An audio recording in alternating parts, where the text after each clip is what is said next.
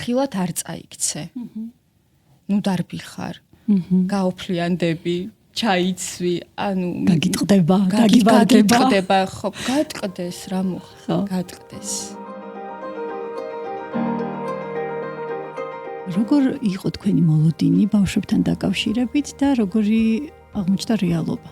აქამდე, ანუ სანამ შვილები მეკოლებოდა, თვითონ სამყაროსაც სხვანაირად ვუყურებდი. მე მივდიოდი ისეთ ადგილებში, სადაც ჩემს ვერ გავუშვებ.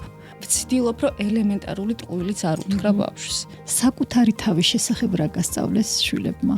თუ მე ჩემ თავში კარგად ვიქნები, ბავშვებთანაც კარგად ვიქნები. აი ამ გადმოსახედიდან თქვენს თავს თუნდაც აი იმ როლში და ალბათ ყველა იმ დედას, რომელიც ახლა ზუსტად ამ პროცესს გადის, თუ მისცემდით რაიმე რჩევას. არ არსებობს ადგილი, სადაც პრობლემა არ იქნება.